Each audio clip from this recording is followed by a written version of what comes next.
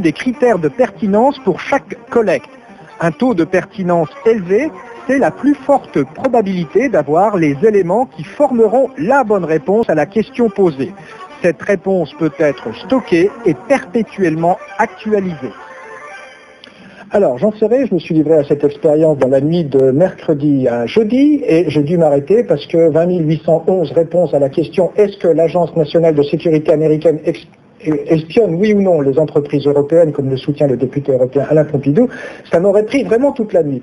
À la suite de cette expérience, qu'est-ce qui se passe? Il va trier et va me faire une réponse plus courte que 20 811. Alors en fait, Dig-Out4You, donc c'est un outil de bureautique qui va être diffusé dans les... donc il y a le label Éducation nationale qui va être diffusé dans les écoles et qui est utilisé par des consultants et des gens qui font de la veille.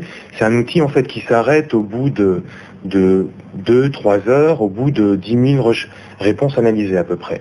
Ensuite, quand il s'agit en fait d'analyser de l'ordre de 100 000 ou plus réponses, on fait appel à des solutions un petit peu plus lourdes qui s'appuient sur en fait SQL Server, qui sont de très grosses solutions base de données serveurs.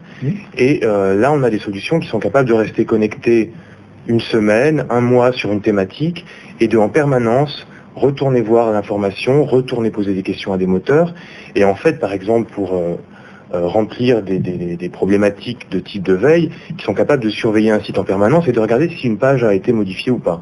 Le principe de fonctionnement, c'est que cet outil repère les phrases, va chercher sur les sites, dans le contenu textuel des sites, les phrases qui lui paraissent pertinentes avec ce qu'on lui a demandé de faire, il les assemble, il les trie et ensuite il vous propose de donner du sens à tout ça. Absolument, en fait le système est capable de lire un document quasiment comme une personne. C'est-à-dire qu'en fait, en lisant le document, il en extrait une molécule de sens qui sont, indépendamment de la langue, français, anglais, espagnol, les concepts et les idées présents dans le document. Est-ce que ça parle, oui ou non, effet de serre? À ce moment-là, peu importe qu'il y ait le mot effet de serre dans le document, il peut très bien y avoir réchauffement de la planète et émission de CO2. C'est le principe. Et donc c'est pour ça qu'on dépasse vraiment la recherche par mots-clés. Cédric. Sur les usages, on a vu qu'on pouvait s'en servir sur Internet pour aller chercher tout type d'informations. Il y a aussi des usages à l'intérieur de l'entreprise. C'est-à-dire que toute la masse d'informations de l'entreprise peut être organisée. Ça se passe comment? Alors c'est ce qu'on appelle en fait notre capacité à structurer et à fusionner en fait un certain nombre de sources d'informations textuelles. Et alors que 80% de l'intelligence de l'entreprise est présente dans ces documents textuels difficilement accessibles, on propose des solutions qui permettent de structurer cette information. C'est de l'ordre de plusieurs centaines de milliers de documents. On a mis ça en place par exemple chez France Télécom. On travaille avec le grand intégrateur américain CSC pour un autre grand groupe. Et ensuite, les gens ont accès exactement à l'information dont ils ont besoin, qu'elles viennent d'Internet, qu'elles viennent d'une base de données particulière, qu'elles viennent des documents Word, voilà. Deux questions très rapides, vous pouvez y répondre l'un ou l'autre, peut-être chacun. Est-ce que la France est en retard ou en avance dans la pratique de l'intelligence économique? Est-ce que nos entreprises sont assez pointues dans ce domaine? À mon avis, elle est en retard par rapport à certains pays comme les États-Unis ou le Japon.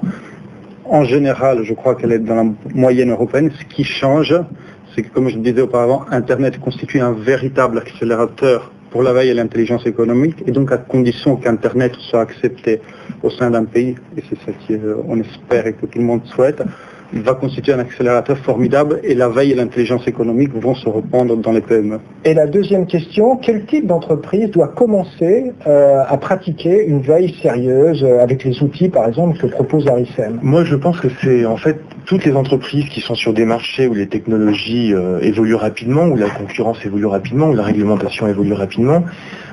Toutes les entreprises en fait ont besoin maintenant de constamment être capables de trier des volumes de documents tellement énormes que sans outils ça devient franchement difficile. Question brève, réponse très courte. Oui.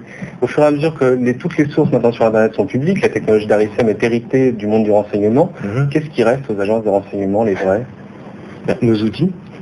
Voilà, une réponse très courte. Voilà. Alors, parmi les outils que nous conseillons vivement aux téléspectateurs de LCI et de multimédia en particulier, Intelligence stratégique sur Internet de Carlo Revelli chez Duno, on en a parlé. Pour ceux qui veulent chercher tout simplement de l'info, comme on le fait beaucoup sur LCI, notamment dans le journal du web, eh bien, il y a Trouver l'info sur l'Internet, un excellent ouvrage d'initiation d'Olivier Andrieux, c'est aux éditions Erol.